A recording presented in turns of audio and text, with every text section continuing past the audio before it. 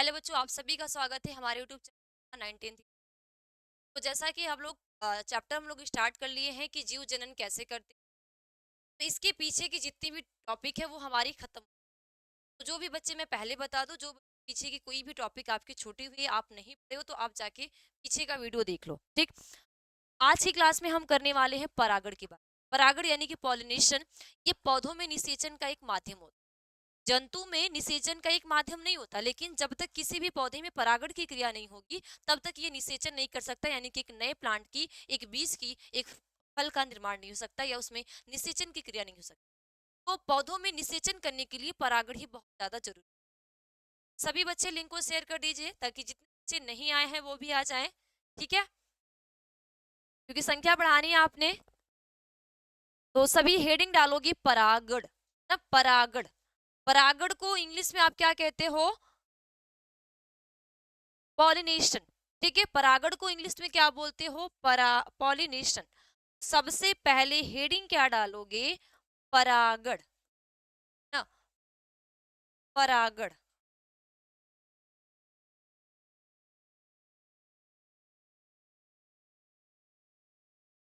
परागण को क्या कहते हो?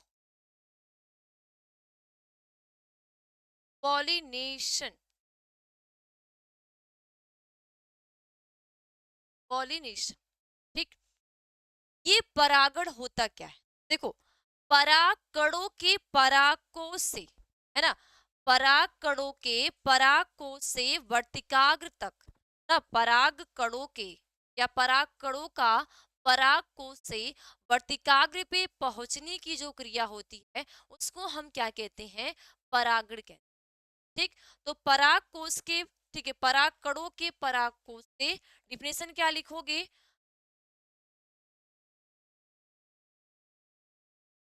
पराग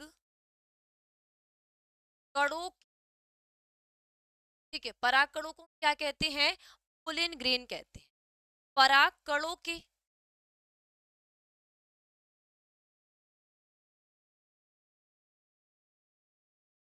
ग्रेन।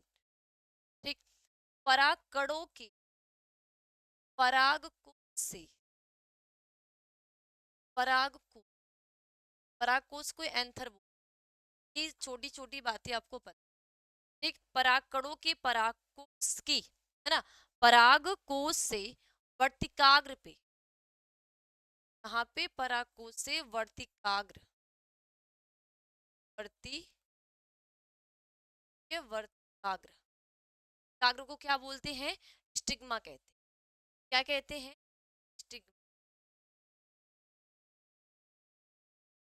है तो परागकणों के यानी पोलिन ग्रेन की पराकोश यानी एंथर से वर्तिकाग्र यानी स्टिग्मा से, ठीक है, स्टिग्मा तक पहुंचने की क्रिया, ठीक है, स्टिग्मा तक पहुंचने की क्रिया को,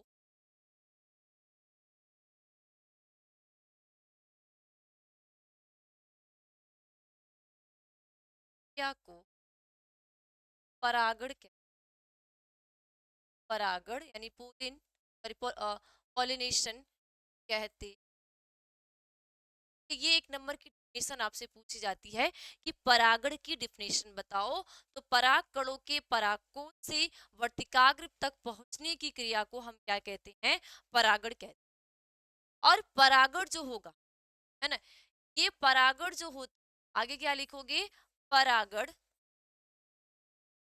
परागण प्रकार की हो। परागण कितने होते हैं? परागण दो प्रकार के होते हैं। ये परागण कितने होंगे? प्रकार के होते हैं। अब दो प्रकार के कौन कौन से, ये आपको देखना है। जैसे देखो, अगर आप परागण के प्रकार की बात करो,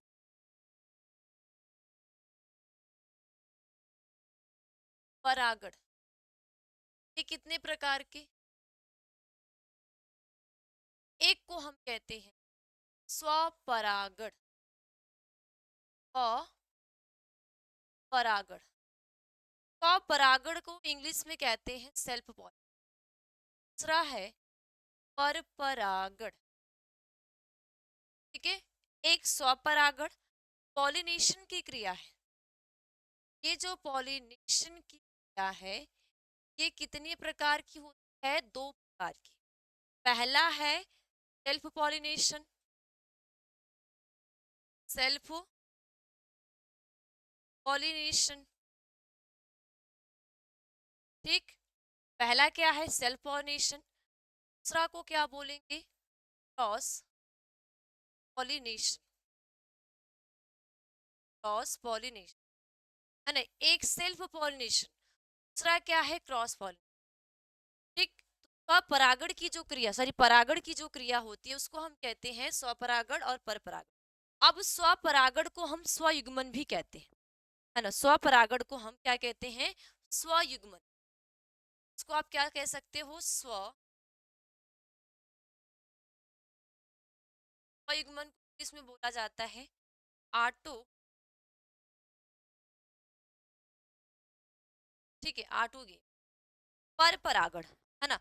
परपरागण यानी कि इसको एलोगैमी भी कहते हैं। क्या बोलते हैं? एक एलोगैमी,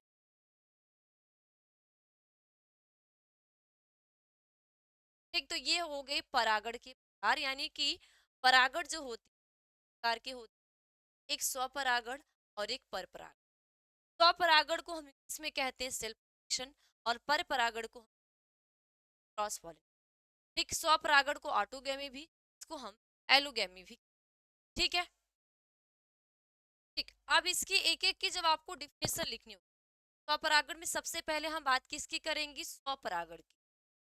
स्वपरागण की, स्वपरागण क्या होगा?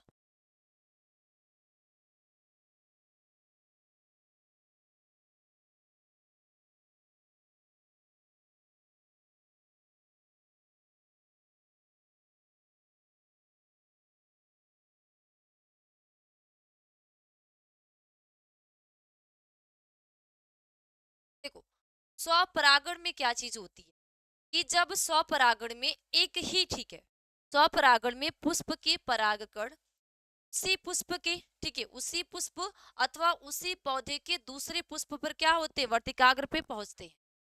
स्वपरागण में हम क्या देखते हैं कि स्वपरागण में पुष्प के परागकण, एक स्वपरागण में, स्वपरागण में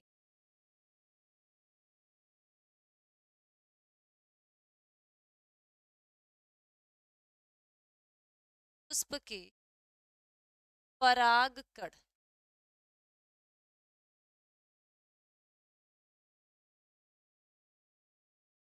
उसी पुष्प, ठीक है, अथवा उसी पादप के, उसी पादप के पुष्प के, पुष्प के वर्तिकाग्र पर, वर्तिकाग्र पर पहुंचते हैं। क्या होंगे? वर्तिकाग्र पे पहुंचते हैं। स्वपरागण में पुष्प के परागकण उसी पुष्प अथवा उसी पादप के दूसरे पुष्प के वर्तिकाग्र पे क्या करते हैं? पहुंच। तो ये स्वपरागण की क्रिया। और स्वपरागण जो होगा, ठीक है, नेक्स्ट पॉइंट क्या लिखोगे? स्वपरागण,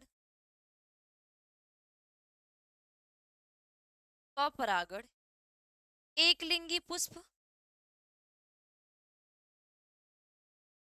एक लिंगी, ठीक है। स्वपरागण यानी कि एक लिंगी व द्विलिंगी दोनों पुष्पों में पाया जाता है, ठीक है। तो स्वपरागण एक लिंगी और द्विलिंगी पुष्पों पाया जाता है। अब एक लिंगी द्विलिंगी, एक लिंगी का मतलब होगा जिसमें मेल और फीमेल दोनों अलग अलग बॉडी, तो हम कहते हैं एक लिंगी। द्विलिंगी क्या होता है? जिसपे मेल और फीमेल एक ही शरीर पे, जिसपे नर जननांग और मादा जननांग दोनों एक ही शरीर पे हैं, कहते हैं द्विलिंगी। और जिसमें नर अलग और मादा अलग शरीर पे, हैं उसको हम कहते हैं एक लिंगी। तो ये जो स्वपरागण की क्रिया होती है ये एक लिंगी पुष्प में और द्विलिंगी पुष्प में पाए जाते हैं। एक लिंगी पुष्प और द्विलिंगी जो दो पुष्प हैं इन दोनों प्रकार के पुष्प ये प्रेजेंट होंगे। ठीक। और ये देखो स्वपरागण की निम्न युक्तियां होती, ठीक है। पादपों में स्वपरागण के लिए प्रयुक्त युक्तियां क्या होती है? समाप, ठीक है, समा समाल पक्वता होती है। इससे पहला क्या होगा? समाल पक्वता। ठीक।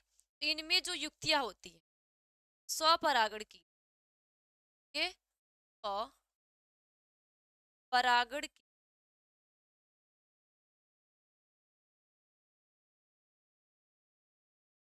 युक्ति,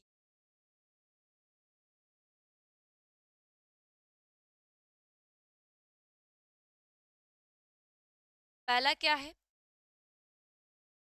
पहला है समकाल पक्वता। ठीक। पहला क्या है? समकाल, समकाल पक्वता, समकाल पक्वता। इस समकाल पक्वता को हम कहते हैं होमोगैमी।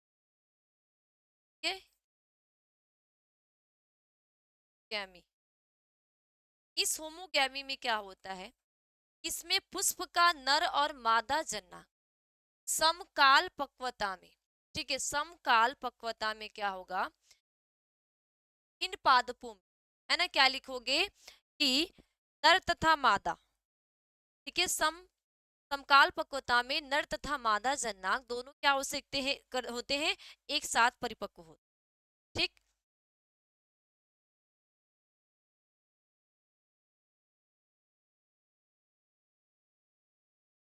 समकाल पक्वता में नर तथा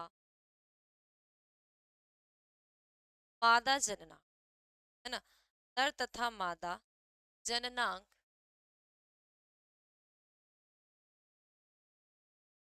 एक साथ परिपक्व हो, क्या होंगे? एक साथ परिपक्व हैं। कैसे होंगे? एक साथ ही परिपक्व। कैसे होंगे? एक साथ ही परिपक्व।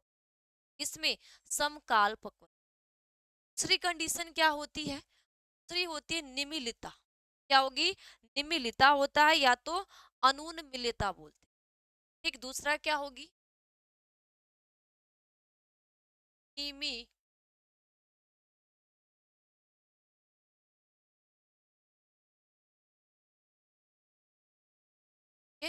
क्या होगा? निमिलिता।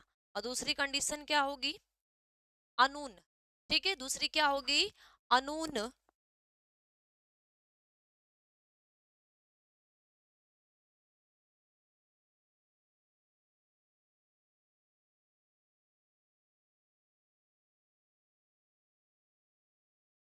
अब देखो इसमें क्या होगा? इनमें क्या होता है कि जो पुष्प होंगे, है ना, जबकि निम्नलिता में द्विलिंगी पुष्प, ये किसमें है? एक लिंगी। ठीक। जबकि, ठीक है, निम्नलिता में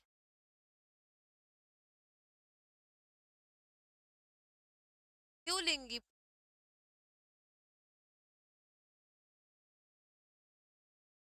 द्विलिंगी, ठीक है, निम्नलिता में द्विलिंगी जो पुष्प होते हैं सदैव बंद रहते। ठीक है, सदैव बंद रहते,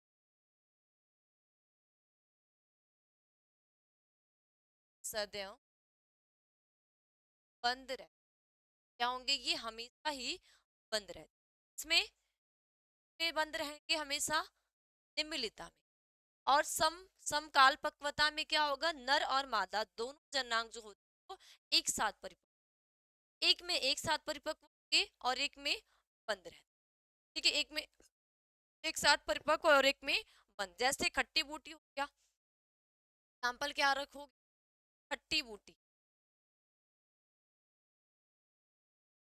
खट्टी बूटी और कनकौवा, कनकौ, इनमें जो होगा स्वपरागण की, क्या होगा, स्वपरागण क्रिया। यही चीज यहाँ समझो, जैसे जैसे क्या होगा, यहाँ पे दो, ठीक, हमने एक पुष्प ले लिया, पुष्प है तो इसमें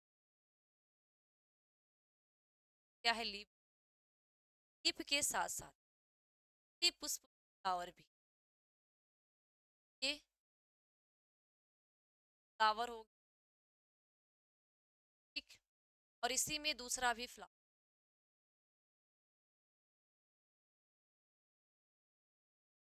ठीक। अब देखो क्या, इनमें नर और मादा,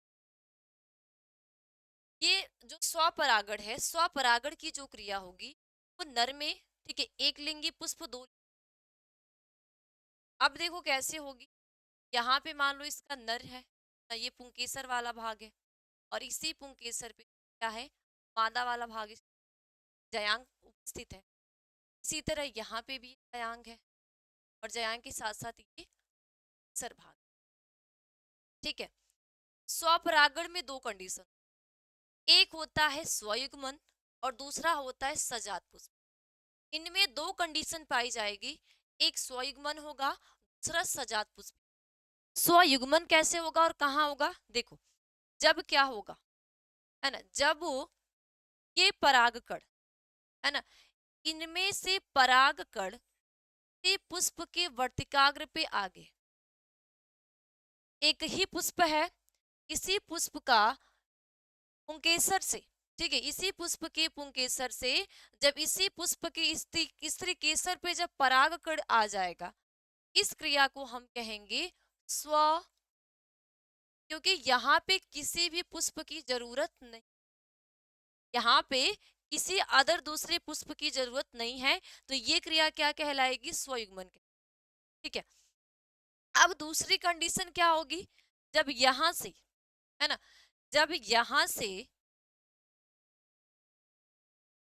ये पुंकेसर और ये पुंकेसर इस स्त्री केसर पे पहुंचेगा, इस पुष्प के, है ना, यहाँ पे दो पुष्प है, इस पुष्प के पराग से जो परागकण होगा, ये उसी पौधे के दूसरे पुष्प के, ठीक है, उसी पौधे के दूसरे पुष्प के जब वर्तिकाग्र पे आएगी, ये जो क्रिया होगी इसको हम कहेंगे सजात, सजात पुष्पी, क्या बोलते हैं, सजात पुष्प।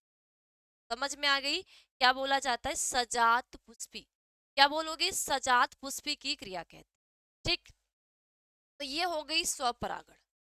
तो स्वपरागण में दो कंडीशन है, एक समकाल पक्वता है जिसमें नर और मादा जननांग दोनों एक साथ परिपक्व, और एक क्या है, निम्नलिता है, जिसमें द्विलिंगी पुष्प में जो नर जननांग और मादा जननांग होते हैं वो सदैव बंद रहते हैं, यानी कि वो पुष्प कभी भी नहीं खिलता।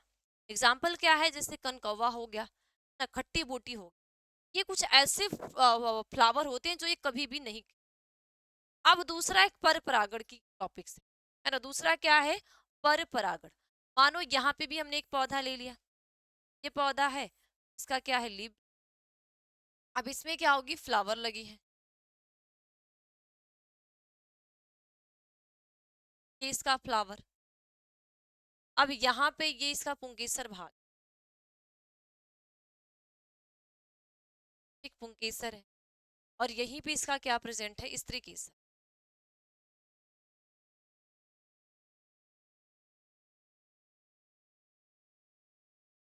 ठीक। अब क्या होगा, इनमें कीट की जरूरत है, तो यहाँ से जब परागकण, है ना, उसी पौधे के पर परागण में पौधा, उसी एक ही जाति का दो पौधा चाहिए, तो यहाँ से यहाँ तक ये अलग पौधा, ये अलग पौधा, लेकिन पौधे की जाति क्या है, एक ही है, ठीक है। तो उसी जाति के एक पौधे के पुष्प के पुष्प के पुंकेसर के परागकोश से स्त्रीकेसर का उसी जाति के पौधे के स्त्रीकेसर पे जब होगा, ये पर परागण होगा। पर परागण की क्या होती है, अब इस पर परागण की क्रिया को करने के लिए इनको माध्यम चाहिए, इनमें किसी भी प्रकार का माध्यम नहीं चाहिए, इनमें माध्यम चाहिए, जब तक इनको माध्यम नहीं मिलेगा तब तक ये क्रिया इनमें संभव नहीं, ठीक। तो दूसरी क्या आती है, पर परागण, दूसरा क्या आएगा, पर परागण, क्रॉस पॉलिनेशन, क्रॉस पॉलिनेशन यानी पर परागण। ठीक है, तो पर परागण में क्या लिखोगे? पर परागण में एक पुष्प के परागकण उसी जाति के दूसरे पुष्प के वर्तिकाग्र पे पहुंचते। ठीक है, पर परागण में क्या लिखोगे? एक पुष्प के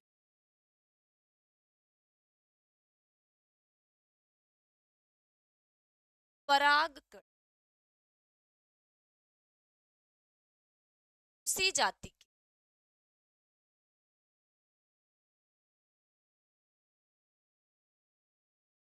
उसी जाति के दूसरे पुष्प के, जाति के दूसरे पुष्प के वर्तिकाग्र पे,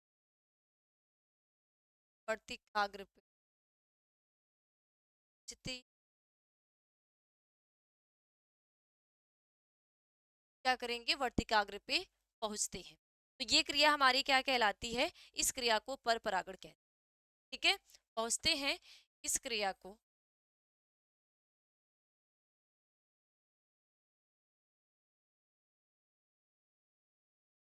पर परागण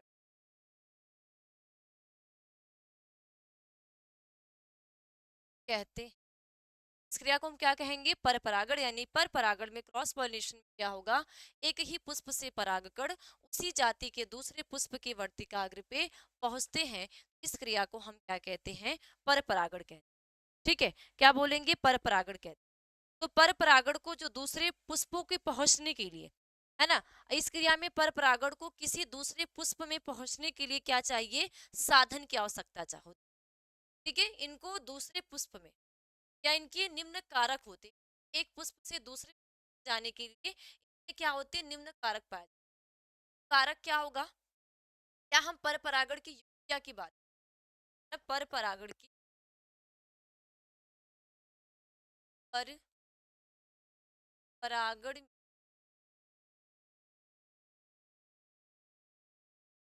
में तीन प्रकार की युक्ति, कितने प्रकार की युक्ति होती है? तीन। पहला होगा वायु परागण, पहला वायु परागण, दूसरा जल परागण, तीसरा जंतु परागण। ये निम्न क्या होती है? जब तक पर परागण के लिए ये तीनों माध्यम देंगे तब तक पुष्प में ये क्रिया नहीं हो सकती। माध्यम मिलेगा तभी ये क्रिया होगी, माध्यम नहीं मिलेगा तो ये क्रिया संपन्न ही नहीं हो सकती। तो वायु परागण किसमें होगा? जैसे एग्जाम्पल क्या होता है? मक्का, बांस, गन्ना। वायु परागण किसमें होगा? मक्का में, बांस में, गन्ना में। ठीक है, सी, यानी कि मक्का का पौधा हो गया, गन्ना का पौधा हो गया, है ना, और बांस का पौधा हो गया। इनमें इनकी जाति को बढ़ाना है तो इनको क्या चाहिए? हवा ही एक माध्यम चाहिए। अगर इनको हवा के द्वारा इनका परागण एक पौधे से दूसरी जाति के एक पौधे से दूसरे पुष्प के फ्लावर पे जाएंगे। ठीक, जल परागण की जब बात आती है तो जल परागण में कमल हो गया, वैलिशनेरिया हो। ठीक है, क्या हो गया? कमल, कमल और वैलिशनेरिया। कमल में, वैलिशनेरिया में क्या होगा? जल परागण की, कमल का पौधा होगा, वैलिशनेरिया का पौधा। इनमें जो परागण की क्रिया होगी किसके द्वारा? जल के द्वारा। जब तक इनमें जल नहीं मिलेगा तब तक ये परागण नहीं करते। जब तक इनमें क्या होगा? जल नहीं मिलेगा तब तक ये परागण की क्रिया को ही नहीं दर्शा। ठीक है, क्या चाहिए? कमल और यानी कि वैलिसनेरिया। ओके, अब जंतु परागण। जंतु परागण किस में होगा? जंतु परागण के लिए शालविया हो गया, रात की रानी होगी। ठीक है, रात की रानी,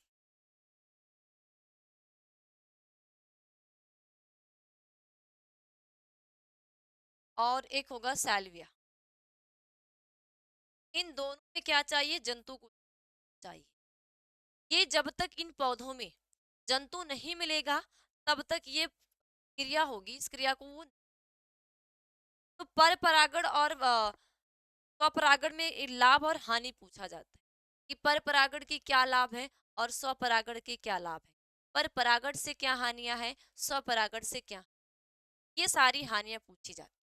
ठीक, देखो पर परागण में क्या हो जाएगा। सबसे पहले अगर स्वपरागण की लाभ की बात करोगे, लेकिन इसके पहले एक बार वापस से देख लो। देखो अब तक हमने क्या बात की, परागण यानी पराग कणों के परागकोश से वर्तिकाग्र तक पहुंचने की क्रिया को हम क्या कहते हैं, परागण कहते हैं। यहाँ पे सिर्फ आपको 10th लेवल तक समझना है, इससे ज्यादा नहीं समझ। परागण दो प्रकार के होते हैं, स्वपरागण पर, सेल्फ और क्रॉस। ठीक, स्वपरागण में क्या देखे हैं, स्वपरागण में पुष्प के परागकण उसी पुष्प अथवा उसी पादप के दूसरे के वर्तिकाग्र पे पहुंचते हैं, ये स्वपरागण की। और स्वपरागण में पौधा एक लिंगी होगा, द्विलिंगी का कोई मायने नहीं है। और स्वपरागण की निम्न युक्तियां होती, एक होता है समकाल पक्वता, जिसको हम होमोगेमी में क्या होता है, जो पुष्प का नर और मादा जन्नांग होता है वो एक साथ परिपक्व। दूसरा निमिलिता होता है, जिसको अनुनिमिलिता कहते हैं। निमिलिता में द्विलिंगी पुष्प सदैव बंद रहते हैं।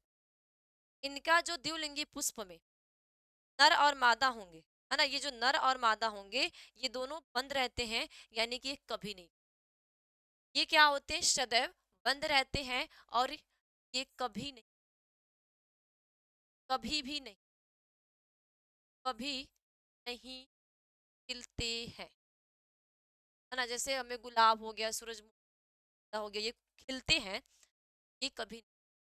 ठीक, ये हमने समझ लिया। पर परागण, एक पुष्प से पर परागण में क्या होगा, एक पुष्प से परागकण उसी जाति के दूसरे पुष्प के वर्तिकाग्र पे पहुंचने की जो क्रिया होगी उसको हम, तो पर परागण के लिए फैक्टर चाहिए, कारक चाहिए, युक्तियां चाहिए। तो इनमें तीन प्रकार की युक्तियां होती है, वायु परागण, जल परागण और जंतु परागण। वायु परागण किस में होता है, मक्का में, बांस में, गन्ना में। जल परागण किस में होगा, कमल में, वैलिस्नेरिया में। जंतु परागण किस में होगा, रात की रानी और डालिया की। ठीक, ये समझ में आ गया। अब एक चीज और कंडीशन होती है, एक कंडीशन क्या होती है, जैसे वायु परागण में क्या होगा ना, वायु वायु परागण में क्या होगा, इनका जो पुष्प होगा, ठीक है, पुष्प क्या होगा, रंगहीन, रंगहीन होगा, गंधहीन होगा, रंगहीन, गंधहीन और छोटा होगा और भार में भी कम होगा। ये वायु और जो जल दोनों के लिए यही नियम फॉलो करता है कि जब हम किसी भी जल परागित पुष्प को देखते हैं, किसी भी हम अगर जल परागित पुष्प देखते हैं, क्या होते हैं, रंगहीन। रंगहीन का मतलब वो कैसे हो जाएंगे, सफेद रंग, क्या होंगे, सफेद रंग। गंधहीन हो कि कोई भी गंध नहीं होती। जैसे आप मक्का देखते हो, कमल के पुष्प आपको से महकते हैं, नहीं महकते। मक्का जो हम खाते हैं ना, क्या कहते हैं, तो वो उसके पुष्प छोटे छोटे होते, वाइट जैसे, हो क्या वो महकते नहीं, वो गंधहीन होते हैं, रंगहीन होते हैं और छोटे होते हैं, भार में कम। ठीक, अब इनका जो परागकण होगा, ये जो छोटा और भार में कम क्या है, इसका परागकण होगा। तभी तो जब परागकण छोटा होगा और भार में कम होगा, तो ये क्या करेंगे, जल के माध्यम से दूसरे पुष्प के वर्तिकाग्र पे जाए, हवा के माध्यम से वो दूसरे पे ट्रांसफर हो जाएंगे। जब ये कंडीशन होगी तब। तीसरा है जंतु परागण। तो जंतु परागण में जब हम प्रकार को देखो, अगर हम जंतु देख, जंतु परागण, जंतु परागण की कई सारी युक्त, जैसे कीट परागण, या इसको हम कह सकते हैं कीट परागण। ठीक, चमगादड़, चमगादड़ के द्वारा, के बाद गिलहरी के द्वारा भी होता, गिलहरी ना बोल के चींटी के द्वारा, चींटी परागण।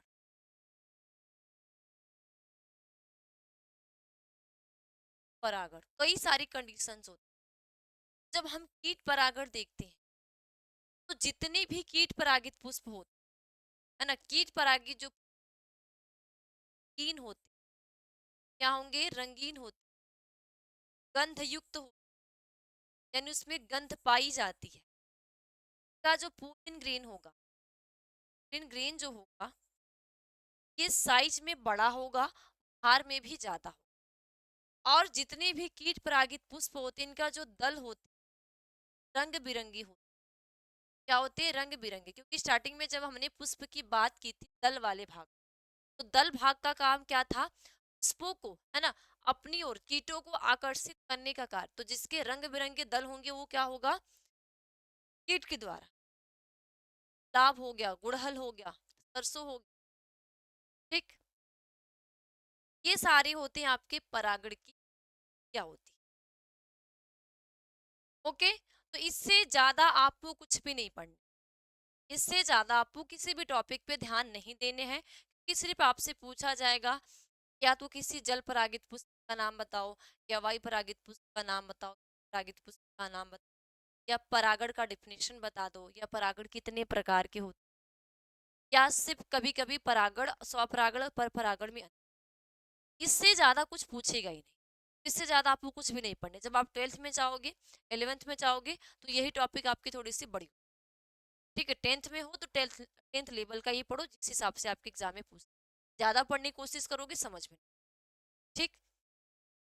ओके, बस आज की क्लास में इतना ही, मिलते हैं अगली क्लास में। सभी बच्चों को बाय बाय, टेक केयर।